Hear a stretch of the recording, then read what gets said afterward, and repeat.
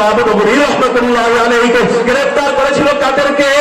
বাংলার বীর মুজাহিদদের এক জিন্দা শাহজালাল বীর সিপাহসালার শাইখুল হাদিস ইবনে শাইখুল হাদিস আল্লামা মামুনুল হক সাহেবকে। এই সমস্ত আল্লাহ ওয়ালাদেরকে যখন গ্রেফতার কইরা জেলের মধ্যে রিমান্ডের মায়ের দেওয়া শুরু করে দেয়, পুরা ভারতের পক্ষে, সমস্ত সেনাবাহিনী ওর পক্ষে, বিমান বাহিনী ওর পক্ষে, নৌবাহিনী ওর পক্ষে, সামরিক বাহিনী ওর পক্ষে, বিএনপির নেতাদেরকে কণ্ঠেসা করে ফেললো, জামাতের নেতাদেরকে কণ্ঠেসা করে ফেললো, জাতীয় পার্টির নেতাদেরকে কণ্ঠেসা করে ফেললো, হুজুরদেরকে জেলের মধ্যে নিয়ে গরুর রশি দিয়া পিটানো আরম্ভ করে দিল। এই মুহূর্তে আল্লাহ যুদ্ধ শুরু হয়ে গেল। আল্লাহ যখন যুদ্ধ শুরু করে দেয়, ওই যে বলছিলাম আল্লাহ যখন যুদ্ধ করে বড় বড় ব্যক্তির ব্যবহার আল্লাহ করেন না, বড় বীর মুজাহিদকে আল্লাহ ব্যবহার করেন না, বড় রাজনৈতিক দলকে আল্লাহ ব্যবহার করেন না। আল্লাহ স্কুল কলেজের মাদ্রাসা ছোট ছোট নাবালক শিশুদের মাধ্যমে এমন এক গণঅভ্যুত্থান উঠে দেয়, এক গণঅভ্যুত্থানে এক এক স্বৈরাচারকে জুতা পিটা দিয়ে দিয়া কুত্তা শেয়ালের মতো দেশ ছাড়া করে।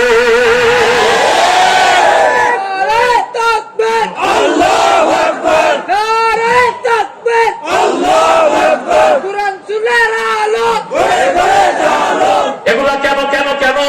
কত মানুষ নামাজ পড়ে না, এত বড় অপমানিত হয় না? কত মানুষ রোজা রাখে না, এত বড় অপমানিত হয় না? কত মানুষ চুরি করে, এত বড় অপমানিত হয় না? কিন্তু তোরা এত বড় অপমানিত হস কেন? একমাত্র কারণ আল্লাহ ওয়ালাদের সাথে দুশমনির পরিণাম।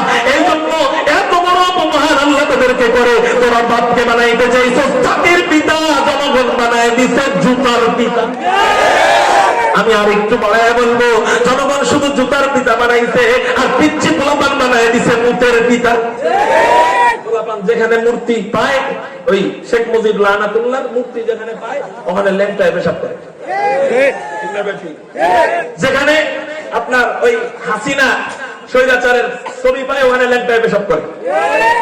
কেন কেন এত বড় অপমান? 2 দিন আগে তোরা টাকার বিছানায় ঘুমাইছস, এখন ঘুমাস ওই কলা পাতায় ঘুমানোর জায়গা পাস না।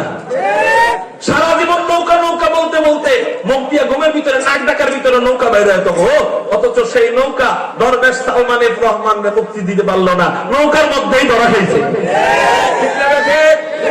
নৌকার মধ্যে ধরা খায় নাই, লুঙ্গি একটা পড়ছিল মাশাআল্লাহ দিলে, এই লুঙ্গি কলার যখন ধরে টান দিছে, এই মুহূর্তে লুঙ্গির মধ্যে কাম সেরে লাইছে।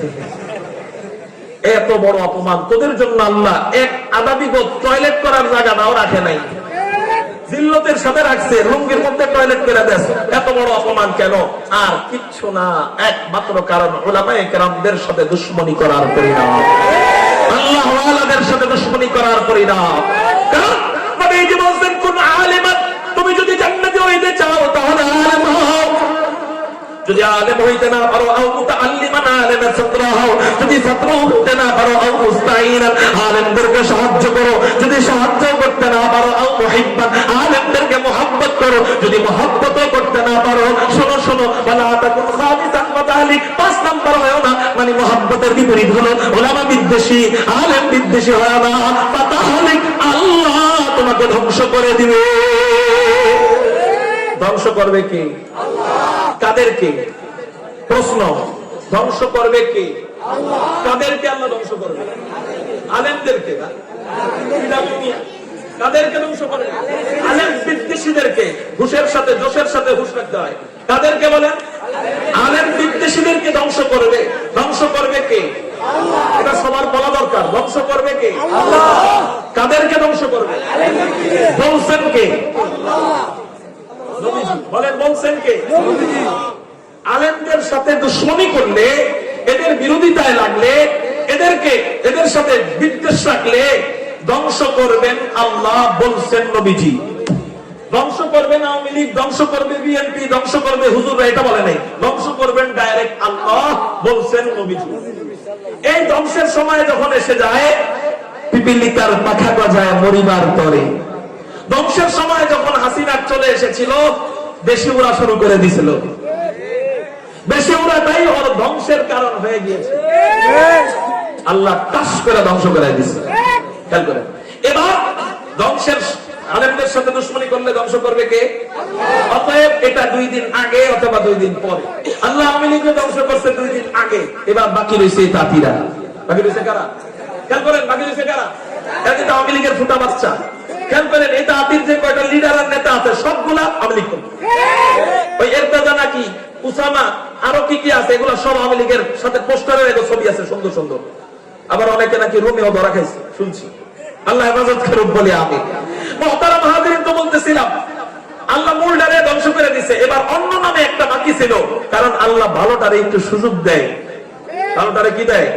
সুযোগ দেয়। আপনার যে ছাত্র বেশি খারাপ, আরেকটা কিছু ভালো, ওই বেশি খারাপটারে একটু জোরে পিটাইবেন, আর যেটা ছাত্র একটু বেশি ভালো, অন্য কোনদিন দোষ করে নাই, শেষে একদিন একটু দোষ করছে, পারলে কিন্তু ওরে মাফ করে দিতে পারে।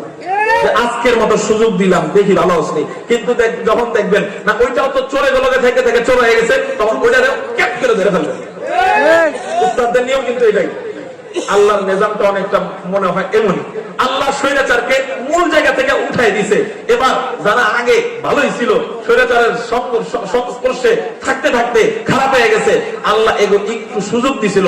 যখন দেখলো না আমার এই সুযোগকে ওরা দুর্বলতা মনে করে আলেমদের বিরুদ্ধে মামলা দিয়ে দিল, আল্লাহ পাক রব্বুল আলামিন আর দেরি করেন নাই। এই পিপিলিকার পাখা গজে পরিমাপ করে এই আলেমদের বিরুদ্ধে মামলা দেওয়াটাই ওদের ধ্বংসের কারণ হয়ে গেল। আলেমদের বিরুদ্ধে মামলা দিল, নবীজি বলে যে ফাতাহলি এবার তুই ধ্বংস হয়ে যাবি। এখন কি হইল? নিজেরাই শয়তানে যখন কামড়াইলো, আস্তে করে টঙ্গীর ময়দানে ঢুইকা উলামায়ে কেরামদের নেতৃত্বে ইসলামী দৌড় চলতেছিল। ওরা উলামায়ে কেরামদের নেতৃত্বে অনেক ভাইদেরকে হত্যা করলো, অনেক ভাইদেরকে শহীদ করলো, আমার অনেক ভাইদেরকে আহত করলো। ফলশ্রুতিতে কি হইল? আলেমদের বিরুদ্ধে তোরাই মামলা দিলি, এখন তোরাই খুনের মামলায় দাঁড়ায় গেল। ওদেরকেই মামলা দিয়ে জেলের মধ্যে ঢুকাইতেছে, আমরা মামলা দিতে যাই নাই, ওরাই ওগো মামলায় ফেসে গেছে। ঠিক না বেঠি? কেন হুজুর এত সুন্দর সাজানো গোছানো ষড়যন্ত্র কেমনে হইলো? এই ষড়যন্ত্র নিজের ষড়যন্ত্রের